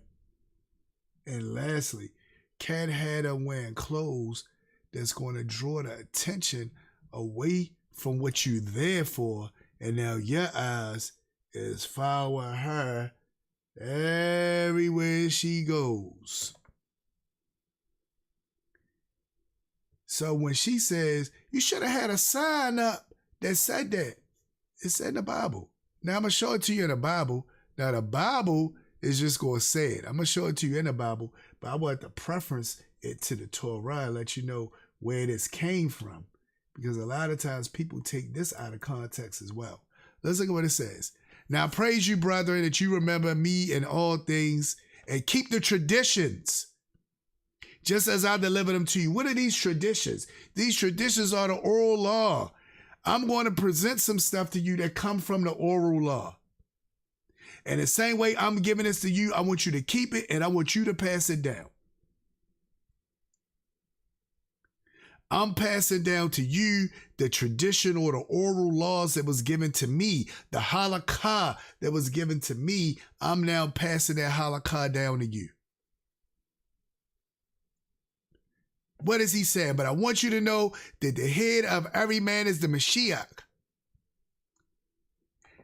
And the head of the woman is the man. And The head of the Mashiach is Elohim. Now, look at what it says. Every man praying and prophesying to have his head covered dishonors his head. Now, what does that mean? That don't mean when you got the tallit over you because you unwrapping your whole body in the tallit. Tallit is not just on your head. The tallit is you wrapping, you incapacitate yourself in the Torah and the laws as you got the tallit wrapped around you, right? So now talk about that. When they talk about head, they talk about having a head covering that women would have on that we call, or as they call it in the Islamic world, they call it the burqas, where it had this whole thing covering your head. You know how you see the women wear in the Islamic world, and even in some Hebraic congregations, you'll see them with the certain covers where it cover their whole head up, and it's just right there, that head dress. That's what he's talking about. Let's be clear. He's not talking about having a little kippah on your head. He's not talking about any of those things. Because why? The priests pray with turbans on their heads. So that's not what he's talking about. He's talking about having something that covers your complete head, like what the women wear. That's why he prefaces it and talks about the women. So he says, every man praying or prophesying having his head covered dishonors his head. So if you praying with a garment like a woman would wear, and you wear a woman garment where it covers your whole face and your hair and everything, you out of line. You can't do that. But every woman who prays or prophesies with her head uncovered dishonors her head. So it talked about her not having her head covered, right? Or this one. She dishonors her head, right? For that one, the same as if her head was shaved. So in other words, you might as well just shave your hair off if that's how you want to do it. For if a woman is not covered, let her be shorn. So if you don't want to have your head covered, you don't want to cover, cut your hair off. But if it's shameful for a woman to be shorn or shaved, so if it's shameful for her to do that, cover your head. For a man indeed ought not to cover his head, since he is the image and the glory of Elohim, but the woman is the glory of the man. For man is not from woman, but woman from man. Right? So he's trying to give us the different ideas about it. Now look at where it talks about prayer. Well, there's this talk about still the covering of the head. I want us to see about the clothes. Because this is talking about the hair. So it was another one talking about the clothes. So let me see if I can find the one talking about the clothes. I want y'all to notice on here. I go all out to make sure y'all get the information. I do not want y'all to feel like y'all not giving us the information. He keeping stuff to himself. He doing X, Y, Z. I want y'all to all be able to say, nope, he is giving us the information. He is giving us the information, right? I want y'all all to be able to see that. I'm giving you the information. I do not want you to feel like I'm keeping something away from you. So now it's 1426. Let's go to 1426. So let me go back.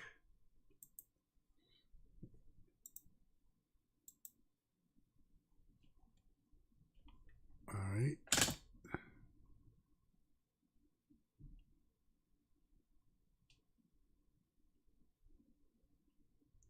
So this talked about the woman speaking, but I want to see where it talks about her garments. Because this is dealing with her speaking, but that's not what I wanted to talk about. Maybe it is Timothy. I thought it was in there, but maybe it is in 1 Timothy. So I'm going to do 1 Timothy chapter 2. And we'll look at verse 9, because I'm trying to find where he says this.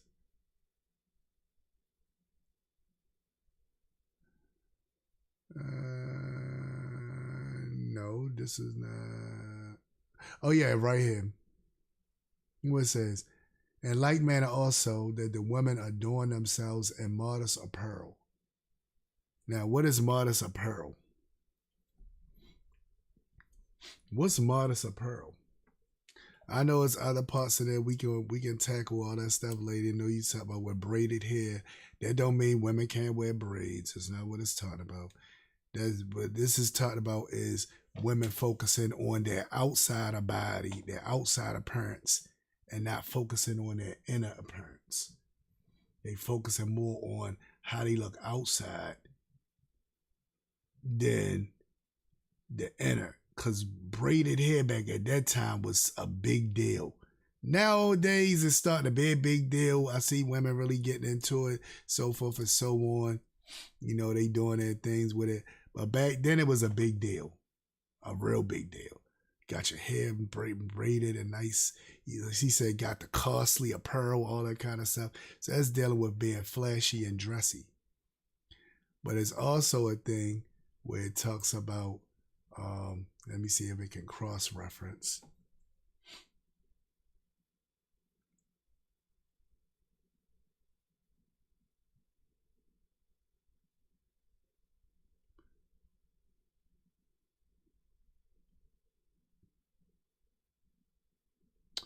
Yeah, let's talk about that. But the whole idea is you got to dress in a way where it's not taken away from the whole reason why we coming together in the first place. But I want to go back to the young lady because I done went way too long searching for these scriptures. But I wanted to make sure you guys knew where I was coming from. Because I hate being that guy that just says something and then I don't back it up with anything. And it's like, what is he talking about? And why is he saying that? So I hate being that guy. But let's go back to what she's saying. And this is in the description below. So y'all will be able to look at all of this. But I want us to see some things that they saying further. Because you have no idea where I'm coming from. You see, you have no idea how I got here. No, you have no idea. The long dress that you mentioned, I have it on because I've been abused and I'm not going to show my body. The collared shirts, because when I was... Now, some kind of way this turned to abuse and different stuff where what they're talking about is stuff that need to be said. I want to address that. I don't want to make it like I'm saying what they're talking about is not stuff that need to be addressed. It's just the idea behind it is dealing with the clothes and when what you wearing, how you basing it on the clothes. No, this is stuff that need to be addressed as far as what she's going to say about the abuse that she went through. So she's basically saying she's covering up because of the abuse that she went through, right? That's basically what she's saying. It's saying you have no idea of the abuse I went through. So that's why I'm covering up. So are you wondering why I'm covering up and why this is the way and that's that way? This is why, right? And notice what they says with this. They says this is something that all church folk need to hear. So this video was made from a play. So this is like some kind of skit or something that they put together. So they wrote this to try to express what everybody is thinking and feeling. And they wrote this up as a skit, and that's what they doing before them. So I want you to see that. Oh yeah, and y'all can't see them together the way this is. Let me see if I can do it this way so y'all can see it together. All right, so this is this. So again, I'm gonna go back. I want y'all to see what the young lady is gonna be saying. I was young, my uncle raped me because he saw my cleavage. So again, she's saying why she dresses the way she dresses. But the whole idea, this is not why this is being stressed because of the trauma that different people experience. This is being stressed because this is the way that we are to express ourselves. I had a problem with that at the time where people used to try to get on me about certain things about dress. And I would come to the congregation wearing whatever I wanted to wear. And I would say the same, all right, say as come as you are. So I come in here with my jeans on, my hat, I'm chilling.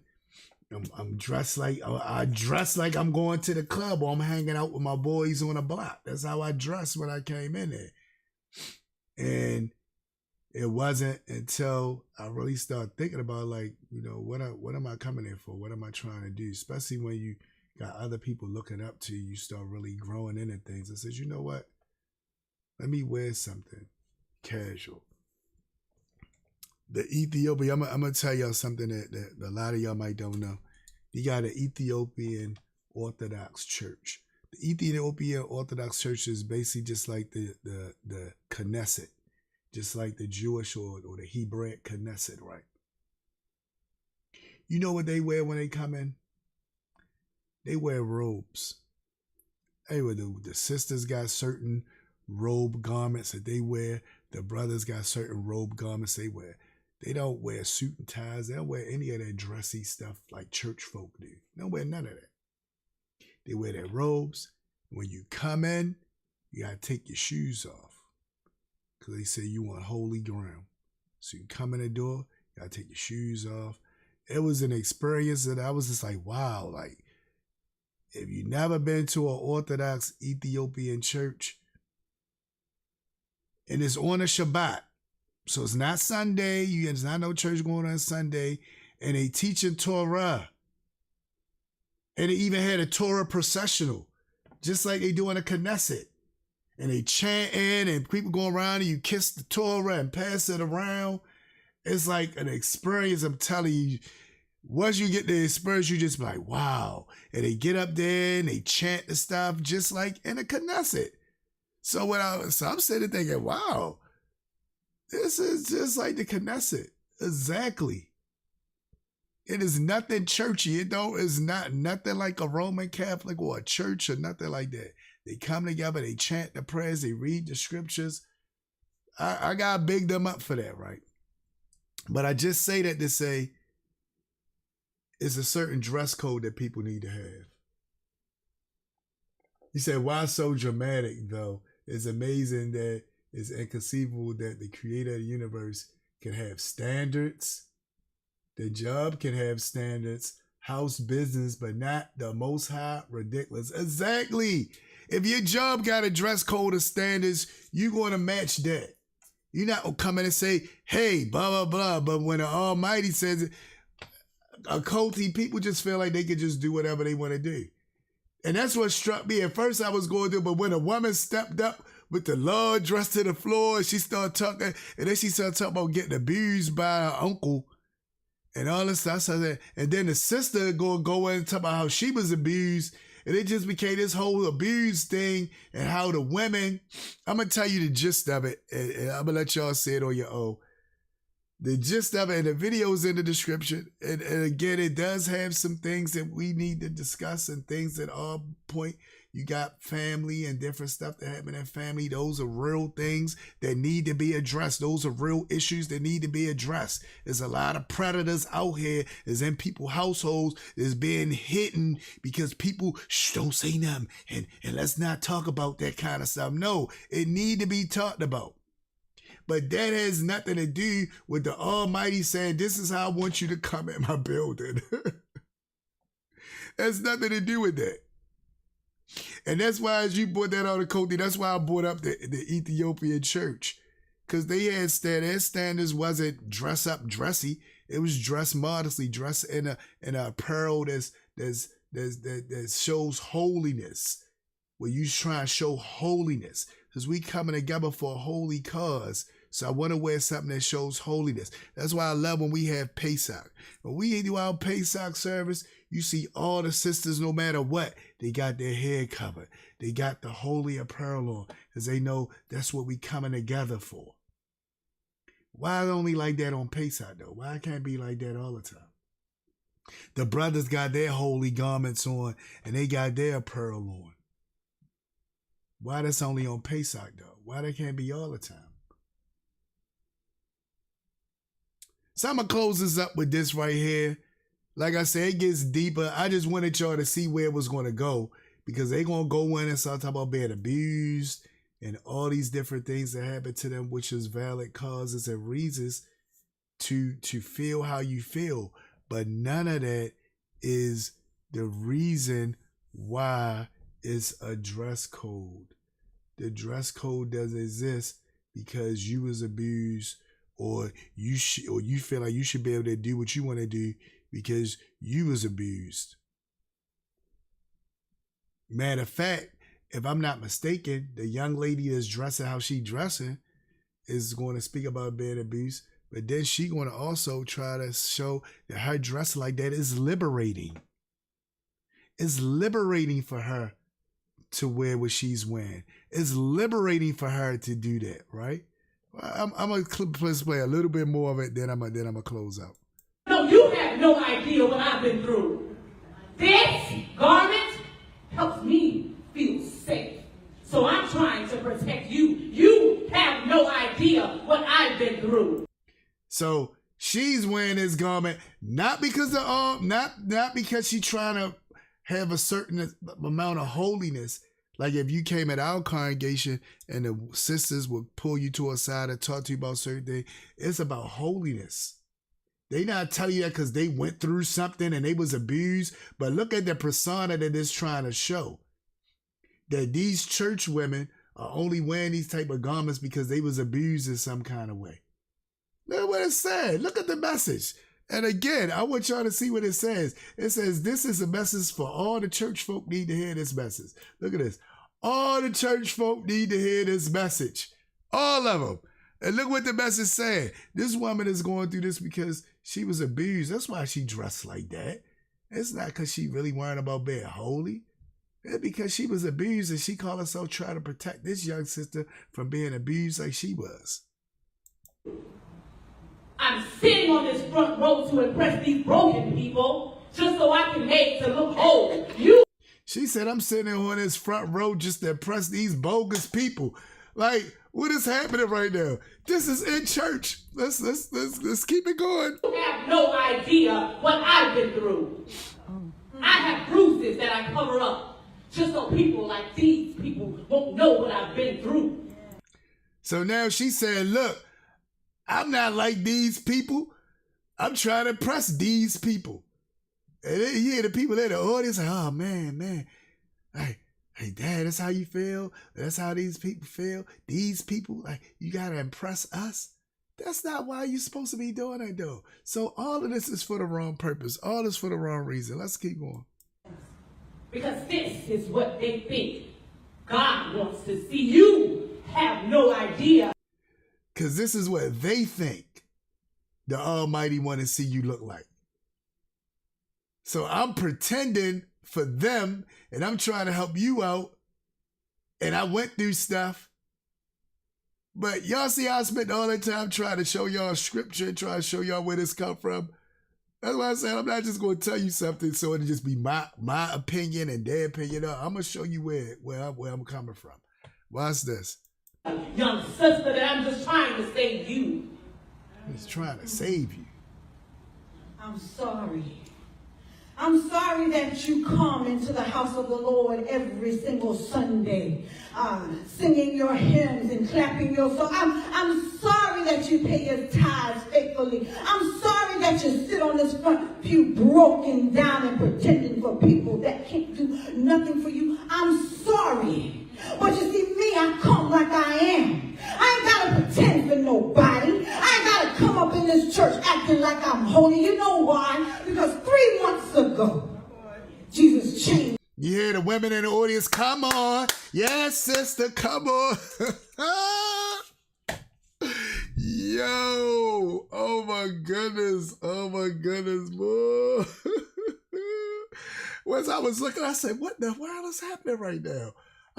This has nothing to do with why you dress the way you... What is going on here? They done created a whole narrative. Again, this is a skit. This is a play that they put together to try to say people in here pretending and faking. But look at the one who don't gotta pretend. She coming just as she is. She don't gotta pretend for you church folk. She don't gotta change for y'all. She can wear what she wanna wear because she being real. Y'all fake. Y'all pretending to try to look holy for each other. Try to look holy for some people that can't do nothing for you. Y'all fake. Y'all pretending. Into my life. You see, my God is a spirit, right? So this other stuff means nothing to him. Really? Now, notice, and that's again why I came with scripture. Nothing that they said is coming from the scripture. And we're going to see how this young lady that's coming as she is, and she preaching more and got more of the spirit than this woman who been in here for years has been doing this, because this woman is just pretending, but she coming just as she is. Think about that. Now, even though this said this, all church folk need to hear this word, I hear you. And again, the messages or different things they saying in it are good to a degree. When you look at that information and how people try to hide stuff and don't want to talk about stuff, keep this stuff buried away. But that has nothing to do with the dress code. The dress code comes from the Bible. The dress code comes from the culture. The dress code comes from our ancestors and the heritage. That's what your dress code comes from. You said unreal. I'm telling you, Cody, I had to play that part a little more because I really want y'all to see, because y'all might think, oh, he making too much out of this. You see how she preaching? You hear the people? That's the part that got me. Not so much what they said.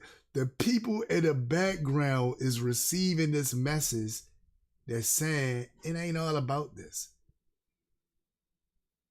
The Father not looking at, he's looking at your soul. He's not looking at the outside. He's not looking at this, that, other. Even though he says women wear women apparel, men wear men apparel. He's not looking at that though. He's worried about your soul. He not looking at what you're doing on the outside. And again, the idea and what I was trying to bring to y'all from the Hebraic viewpoint is the idea is not so much about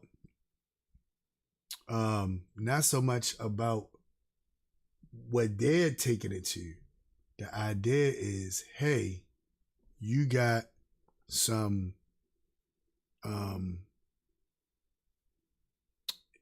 the idea from the heritage is they coming together for prayer. Now it done evolved to this big service and a choir and all this other stuff. But the minion that was coming together, those used to at least be 10 individuals or more that's coming together. You coming together for prayer.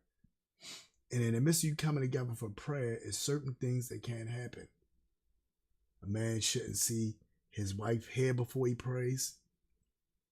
He shouldn't hear his wife's voice before he prays. He shouldn't see his wife's thigh before he prays. So if he can't see his wife's hair before he prays, he can't hear his wife's voice before he prays, and he can't see his wife's thigh before he prays, he shouldn't see any other man's wives of those and things, and he shouldn't see it from any woman at all. So that's how they do that. Because it's all to be able to keep his mind together and focus on prayer, which is why they are coming together in the first place. And these things is going to take his mind off of prayer. I used to know sisters where be doing some stuff and they had their hair uncovered, but as soon as they say, okay, we about to pray, they would go and get the cover, they'd put it over their head, they'd cover their face up. All you see is their eyes while they praying, right? And straight. Well, they already have it on there, they just pull it over, right? And I used to be like, wow, these sisters are devout. They doing what they gotta do. They understand this, that, other. And it just was a beautiful thing. And it wasn't, I'm doing this because my uncle touched me or such and such happened. And it had nothing to do with any of that stuff. So needless to say, I'll let y'all get it for yourselves.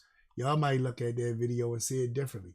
And if you do, come back and edit in a comment section. Come back and say, you know what? I seen that video and you wrong, Ak. You wrong. And them women was right. I got no problem with it. Come back, put it in the comments. Let's talk about it. Let's deal with it. Let's talk about it. But I'm going to close out because it is getting late. This video is 2 hours long now. It wasn't meant to be that long. But I done went way past the time period. So I'm going to go ahead and let us close up. We want to hear a word from our artist of the week, Nobigdyl, with his soulful song about following the Holy Ghost. He said he going to go with the ghosts, the Ruach HaKodesh.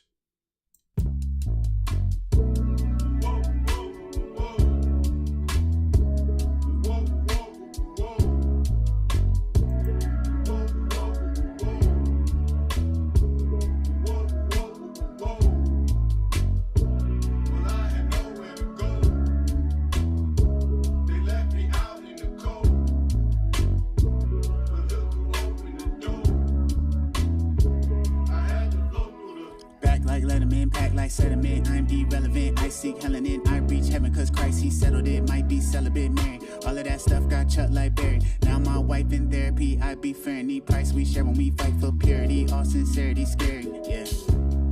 He been burning incense since 9 a.m. Alkaline water with the vitamins.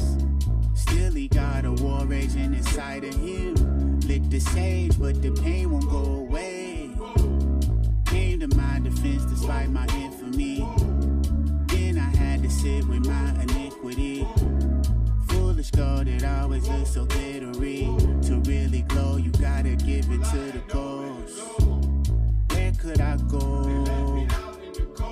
Left me out in the cold. Open the door. I had to go with the ghost. 2016 lost all my friends. Consequence of all my sin. Morning pride and lies and lust and fighting, cussing, fighting, tussing. 2018 lost all my friends. Hey. Shalom, shalom, shalom. Shalom, shalom, shalom. Awesome. All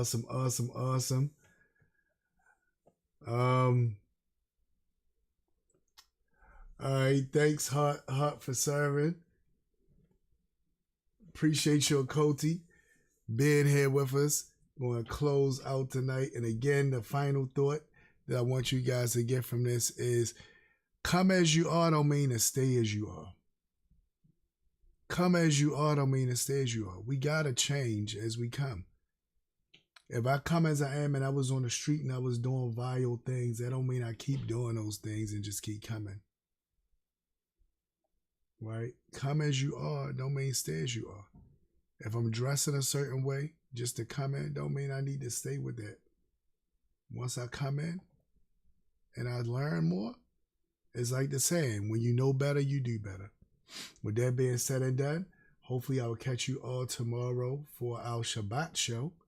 We will open up for the Shabbat, studying the Shabbat. And with that being said and done, I want to say Layla Tov. And I want to thank my sister Heart for serving, being on here with me, and help me make it through this show. I appreciate you spending your time with me at Coty. And I will bid you all shalom.